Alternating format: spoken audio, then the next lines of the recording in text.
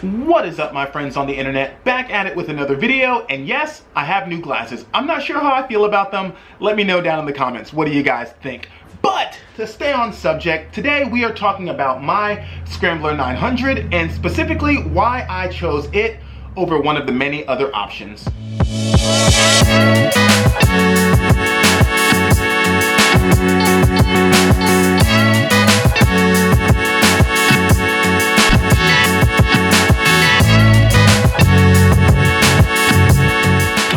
While you were watching that intro, I went and got a haircut.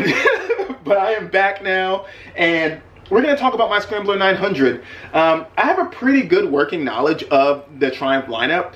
As it stands right now, I have ridden every single bike they sell with the exception of the Daytona 660. I've never ridden the Daytona, the new Daytona 660, and I've never actually even seen one, so I need to get up on that bike. I need to get some seat time on that so I can talk about it too. But every other bike I have either owned or ridden.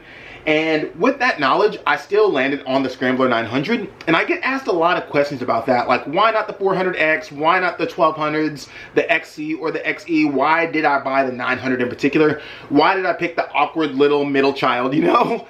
And I have a lot of reasons. It's something I've kind of been interested in doing a video on, and today I need to install a headlight guard on the bike anyway, which is going to be kind of quick, and it's not really going to warrant its own video, so I figured I'd combine the two, talk about why I picked this bike while I work on this bike. Let's get on into it. All right, this is the bike as it sits right now. We got the headlight completely exposed, and we're gonna attempt to cover it with this guy here.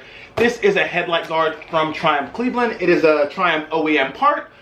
It's made of plastic as far as I can tell on the internet, so it's not gonna do a whole hell of a lot, but worst case scenario, it would at least look good. And then we've got our dark fly screen here. I absolutely love this fly screen. It's been a game changer on the highway, but I do think there's one that looks a little bit better. So the next video will be a fly screen kind of compare and contrast. So if you have any questions about that, drop them below and I'll make sure to cover them in that video. But today, let's get this covered up and let's talk about why I picked this bike. All right, let's crack into this box. Hopefully not cutting anything important. Nothing really that fragile in here, so I think it'll be fine. A lot of people ask, this is a Spyderco knife. Yeah, I love it. It is the Para 3, I believe, and the lightweight version, but yeah, Spyderco knives, love them. Let's get into the box. Yep. All right, let's see. There's some screws and maybe some level of instruction. Throw that on the ground. We got lots of bubble wrap, good protection. The last time I ordered something from Triumph Cleveland, it was packed terribly, so seeing this packed well is really nice. This is a metal headlight bezel. Looks like I'm going to be replacing the factory bezel with one that actually receives the crash guard here. That is also in the box.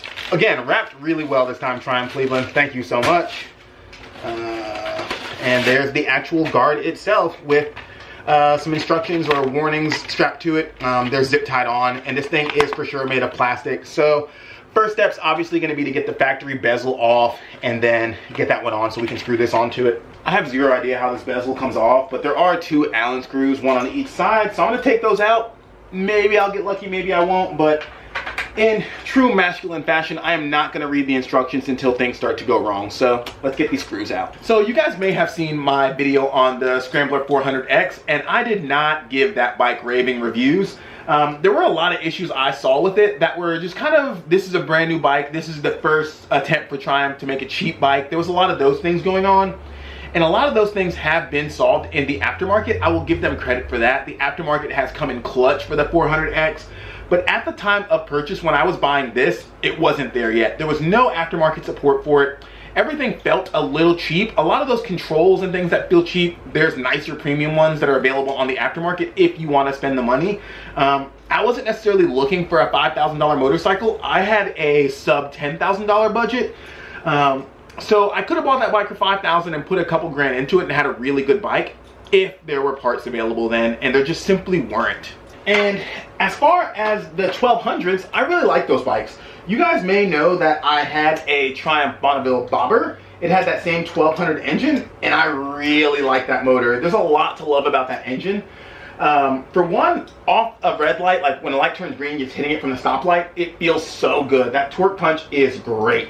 I absolutely love it. I was also at least partially right about how to get this bezel off. It is moving. We're making progress. The top seems to be stuck, so there's another screw hiding somewhere, but we'll finish that in a second. But yeah, I love that engine. Off of a red light, it is great. On the highway, the left lane, highway's wide open, cruising with that motor, so good. It has loads of torque, so in all gears you have some roll-on power. You can get it into its top gear and just cruise there all day long. Ish.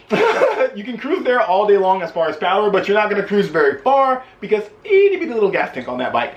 But I like that motor. I could have been very happy getting that motor again, but where I dislike that motor is in stop and go traffic. And I live in Atlanta. We have a lot of traffic, and there's plenty of times where I'm on the highway just clutch in, clutch out, just creeping up, right? Those 1200 motors, they don't ease the power on really smooth and easy. They give you a huge torque punch every single time you crack that throttle a little bit. And that kind of sucks when you're racing forward just to get 2 feet ahead to the bumper of that Camry again, you know? I wanted something a little bit more docile for my daily use.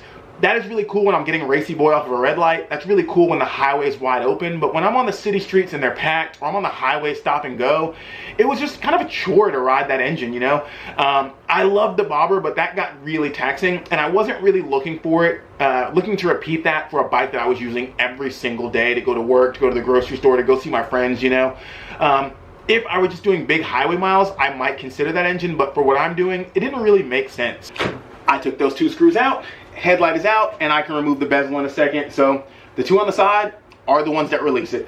But I really like those tall scramblers. If I was gonna do a bunch of dirt riding, or if you're gonna do a bunch of dirt riding, I think they're the choice for sure. But I very rarely do dirt, and when I do, it's pretty mellow.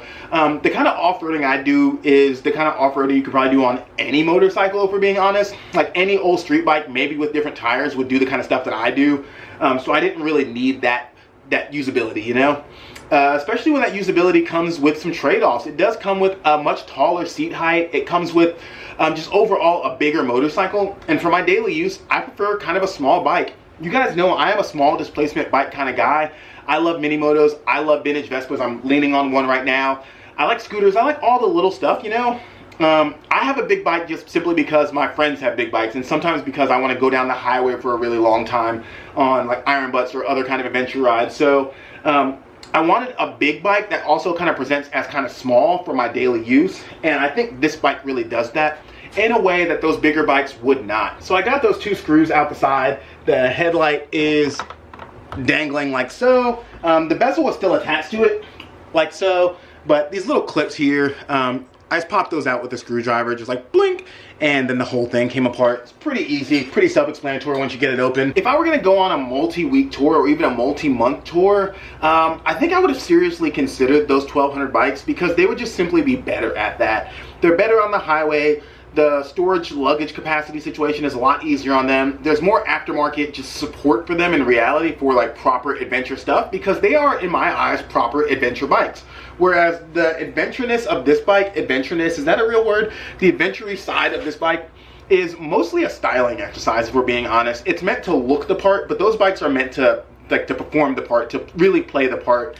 But in reality, my ability to actually get out and go on week-long or month-long tours is pretty limited. I'm gonna do a couple of weeks, probably like 2 to 4 week-long tours a year, and this bike can stretch its legs to do that.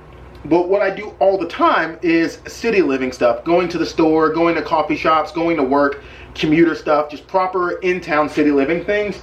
This bike excels at that. It's small, light, maneuverable, really low seat height so I can get my feet down when I'm maneuvering it around or going around parking lots. It really thrives in the stuff that I do all the time, and like I said, can stretch its legs to do the other stuff. Whereas those bikes would thrive in those big tours, but then suffer a little bit in the things that I'm actually doing. I already mentioned that they're a little worse in traffic with like that stop and go because that torque hits so hard. They're a little bit harder to maneuver just being higher up and more big in general, more large in general. This bike just fits my lifestyle and what I'm actually doing way better. Another reason I bought the 900 over the 1200 Scramblers was honestly just looks. I think this bike looks better. Again, those are way more capable machines, but I think this one just generally looks a lot cooler. I like bikes that look old, and these look more old to me, so I picked this one. I know that's super vain, but the way a motorcycle looks plays a huge role in my appreciation for it. I've tried to be less vain and buy a bike that performs really well, but I don't love the looks of, and they never last long. I'll keep trying to convince myself that I like it, even though it's super fun, right? I'll keep buying parts to make it look a little cooler, and I'll just keep trying. And I end up just spending a ton of money in aftermarket parts trying to make something look a little less cool than I could have just bought from the factory. So yeah, I've learned that about myself. Even if something is super functional, I will probably err on the side of the one that looks cooler. Getting all of this back together was super easy. I just took the old bezel off like I showed you, put the new bezel on, reinserted those clips. The clips have like a little bit of a notch that they settle into, so before you take it all apart, once you take those 2 screws out and release this whole unit, just take a couple pictures just so you can remember the orientation of those 3 clips.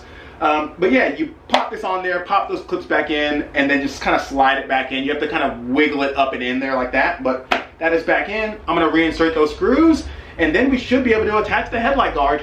This is all buttoned back up, and now this guy should fit on it pretty easily. It has a little bit of a lip here that's clearly going to clip into the hole that's right there. There we go. And then it slides down. There's a couple screw holes in the side to pop in. That's going to be that bag of hardware I had. Again, this thing is made of plastic, so it's not really going to do a whole hell of a lot, but sure does look cool. And we just explained that I am vain. Another reason I ultimately ended up picking the 900 over the 1200 is honestly price. I got a screaming deal on this bike. This is a 2023 that I bought with 0 miles on it in spring 2024. At the time, it was on the dealership floor surrounded by 2024 models, so the dealership had a lot of momentum to try to move it. They were really excited about trying to get this one out of the way. And here I come, cheap as hell, ready to buy it. They also gave me a little bit of a friend deal because I bought a lot of bikes there. But yeah, I got a great deal on this, and that was the deciding factor. I could have never gotten a 1200 for as cheap as I got this. And as far as the 400, I could have gotten it cheaper, but it wouldn't have really fit the bill for me. As it stands, I really like modifying my motorcycles, and I have particular brands that I choose to buy parts from. Just from trial and error, these are the parts I like. So before I even buy a motorcycle, I go to those manufacturers, I go to their website, I check their model specifics to make sure that they sell the things that I want for that bike.